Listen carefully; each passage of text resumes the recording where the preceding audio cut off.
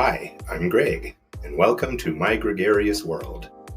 Please like, subscribe, and hit the notification bell if you'd like to follow our 30-day adventure in Rome. Your comments and questions are always welcome in the comment section below. On day 4 of our 30 days in Rome, our primary objective was to visit and explore the Jewish Ghetto, a short 15-minute walk from our condo located near the Colosseum. We walked down the Via di Fiori Imperiali, then past the Forum and turned left at the Vittoriano. Near the base of the Vittoriano, we saw a staircase leading to a church on the highest point of the Capitoline Hill. The green door was open, and we briefly debated whether or not to climb the 124 steps to the Basilica di Santa Maria Aracoeli. This famous staircase was built in the 1300s to celebrate the end of the Black Plague. Of course, we decided we would attempt it. As we climbed the stairs, we were treated to a great view of Capitoline Hill. We also noticed people walking up a gently sloping staircase, known as the Cordonata, located next to the steep stairs we were struggling to climb. The Cordonata was built based on drawings by Michelangelo and was created so horses and mules, as well as pedestrians, could more easily climb up to the Campi d'Olio. It's a bit easier to get to the Basilica using the Cordonata, but you still have to climb some steep stairs to access the church using the back entrance. If choosing to climb the 124 steps, use caution, as the steps are uneven from years of use and can easily cause you to lose your balance.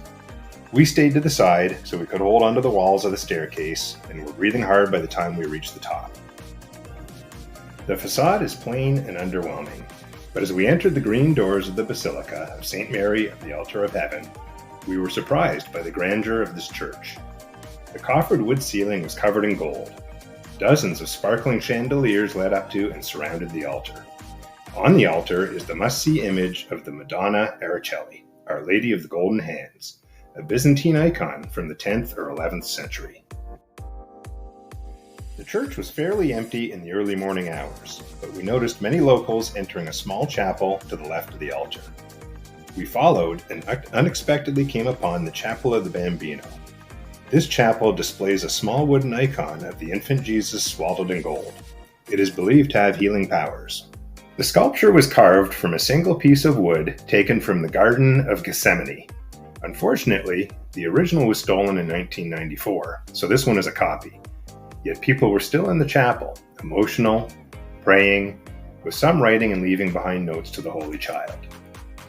After my wife wrote and left behind her note, we visited the nearby gift shop and were offered a bottle of holy oil. The holy oil is free of charge, although donations are accepted.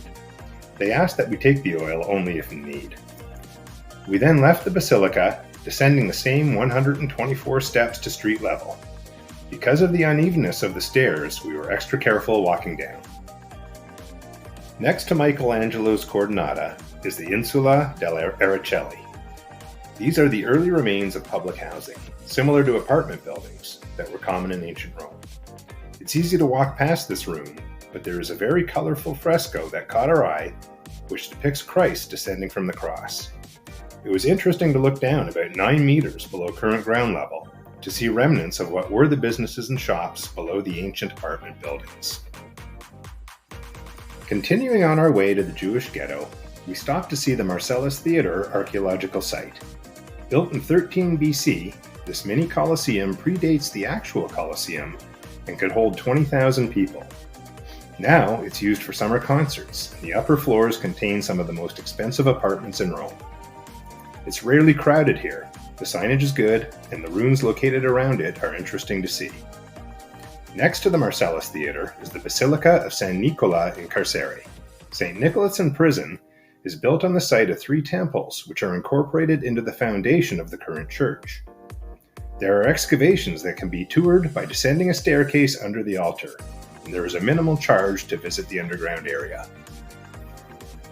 We passed by the ancient portico of Octavia as we entered the Jewish Ghetto or Jewish Quarter. It's the oldest Jewish community in Europe, and the main street, Via Portico d'Ottavia, is now filled with wonderful restaurants, bakeries, souvenir shops, and cafes. The old alleys and side streets are peaceful and interesting to explore. There's also a beautiful synagogue with a small museum inside. During our 30 days in Rome, it was hard not to notice the small brass squares in front of many doors, but nowhere more so than here in the Jewish quarter. These stumbling stones mark the spots from where Jewish residents of Rome were taken by the Nazis during World War II. Each brass marker is engraved with the name of the Holocaust victim, as well as the concentration camp in which they were held and the date they were killed. Today the area is heavily guarded by Italian police, and entrances are obstructed for security reasons. We stopped for a light lunch at the Ghetto, located in the main tourist area. We wanted to try the carciofi alla Giudia, the fried artichokes famous in the Jewish ghetto. The Ghetto offered a sampler platter of several Italian appetizers, including fried artichoke, zucchini flowers, croquet, or fried mashed potatoes, supli, fried rice balls, and fried cod. For dessert, Karen and I visited a local bakery to purchase a pastry called crostata di ricotta e viciole. The pastry filled with ricotta cheese and sour cherry filling that originated in this neighborhood. By law, Jews were not allowed to sell milk products to Christians, so the ricotta was hidden under a pastry topping. Wow, was this good.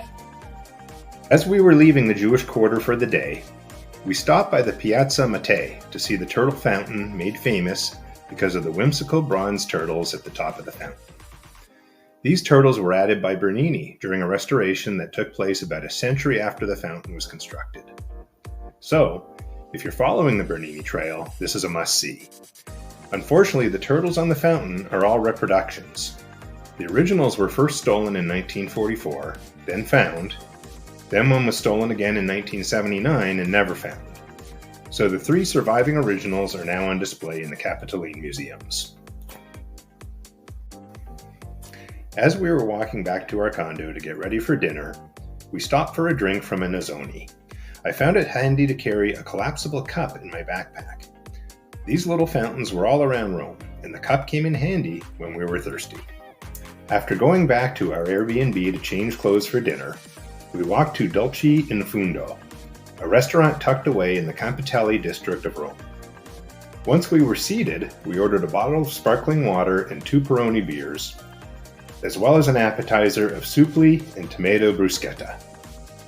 Karen ordered pizza capricciosa, pizza topped with ham, artichokes, olives, mushrooms, and boiled eggs. I ordered a pizza topped with salami and mushrooms. We both loved our pizzas, but they were so big we couldn't finish them.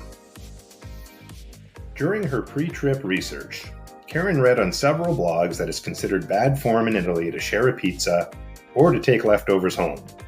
So, that night we left behind a lot of delicious pizza, and I'm still kicking myself for not asking for a doggy bag. When we asked our Italian friends who live near Venice about this unspoken rule, they told us that this used to be true, but it's no longer a faux pas to share a pizza or take home leftovers. Lesson learned. For dessert, I ordered my favorite tiramisu, and Karen ordered a pistachio cheesecake. Both were delicious. The cost of the entire meal was just under 50 euros. On our way back to the condo after dinner, we walked through the Piazza del Campidoglio. We wanted to see the famous statue of Romulus and Remus being nursed by a she-wolf. This statue, depicting the legend of Rome's founders, sits at the top of a tall column. It was much smaller than we expected, and you must look up to see it. And we couldn't miss the spectacular night view of the Forum. Capitoline Hill was the perfect spot from which to view it. An amazing sight to see and a great way to end the evening. See you next time. Buonanotte. Please hit the subscribe button so you'll be notified when Day 5 in Rome becomes available.